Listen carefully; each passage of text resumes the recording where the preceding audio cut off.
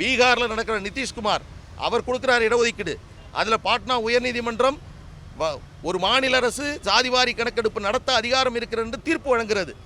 அதனை தொடர்ந்து கொடுத்த அந்த இடஒதுக்கீட்டினுடைய அளவை உயர்த்தியது தவறு என்றுதான் உச்சநீதிமன்றம் சொன்னது. ஆனால் இவர்கள் அதை அப்படியே மாற்றி அதிகாரமே இல்லை என்று சொன்னார்கள்.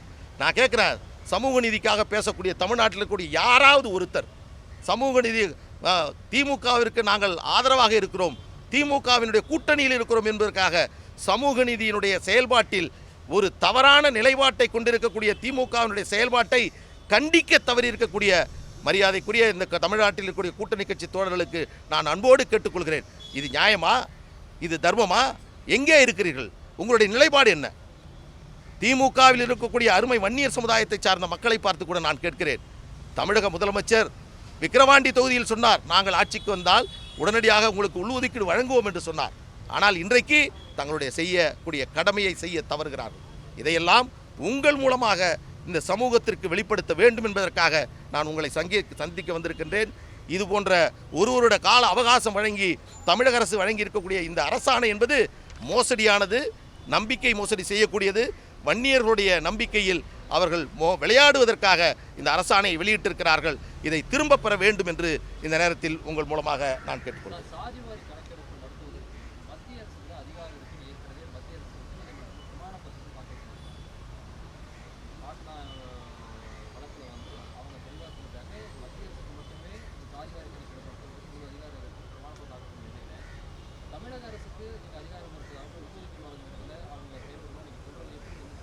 அது 2010ஆம் ஆண்டு 69 விழுக்காடு இடஒதுக்கீடு வருது.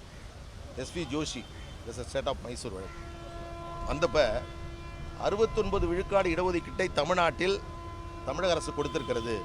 இதை உறுதிப்படுத்துவதற்கு ஒரு வருட காலம் அவகாசம் தருகிறோம்.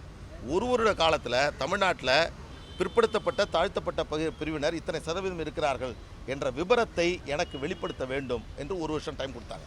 அந்த டயத்தை அவங்க கொடுக்கல. 2020ஆம் ஆண்டு நீதிபதி குலசேகரன் அவருடைய கமிஷன், என்ன கமிஷன் அது?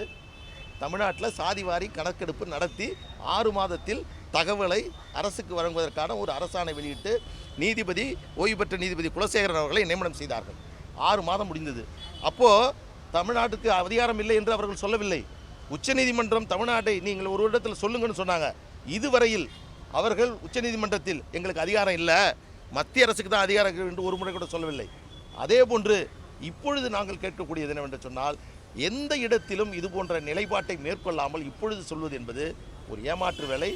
பீகாரில் மிக தெளிவாக 2008 ஸ்டாட்டிஸ்டிக்ஸ் சட்டத்தின்படி ஒரு மாநிலத்திற்கு சாதிவாரி கணக்கெடுப்பு நடத்த அதிகாரம் இருக்கிறது என்பதை தெளிவுபடுத்தி விட்டார்கள்.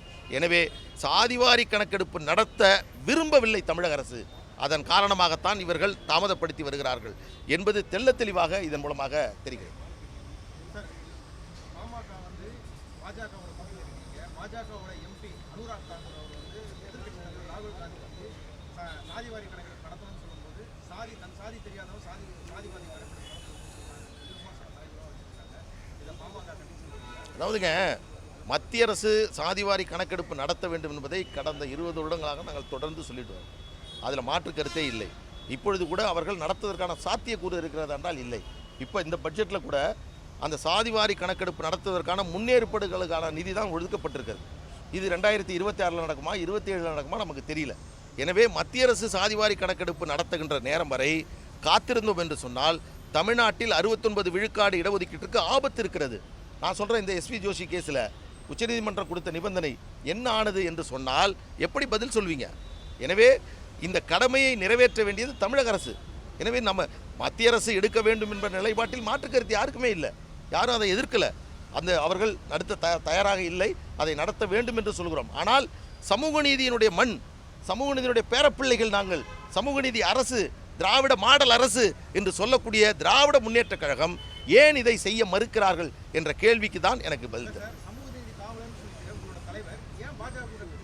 நாங்கள் அழுத்தமாக கொடுத்துருக்கோம். சாதிவாரி கணக்கெடுப்பு நடத்தவே மாட்டோம்னு சொல்கிறேன். அப்படி நடத்தினா முஸ்லீம்கள் வந்து இந்துக்களோட சொத்துக்களை பறிச்சுப்பாங்க, முஸ்லீம்கள் சொத்தை பிரித்து கொடுத்துருவாங்கன்னு சொன்ன பாஜக கூட சமூக நீதி காலவர்கள் சொல்கிற பாமக தலைவர் ஏன் கூட்டணி கட்டாங்க? அதாவது நீங்கள் இப்போ கேட்கக்கூடிய கேள்வி, கூட்டணியில் இருக்கிறோம் என்பதற்காக திமுகவோடு நாங்கள் கூட்டணியில் இருந்தோம். நாங்கள் சொல்லக்கூடிய விஷயத்தில் திமுக செஞ்சிடறாங்களா? கூட்டணியில் இடம்பெற்றிருக்கிறோம், தொடர்ந்து வலியுறுத்துவோம். கூட்டணியில் இருந்து கொண்டே இதற்காக குரல் கொடுக்கக்கூடிய இயக்கம் என்பது பாட்டாளி மக்கள் கட்சி. அதை தொடர்ச்சியாக நாங்கள் செய்கிறோம், அதில் மாற்று கருத்தே இல்லை. இன்றைக்குள்ள பிரச்சனை வன்னியர் உள்ஒதுக்கீடு விவகாரத்தில் தமிழக அரசு நடத்தக்கூடிய கபட நாடகத்தை உங்கள் மூலமாக பத்திரிகைகளுக்கு நான் சொல்ல ஆசைப்படுறேன்.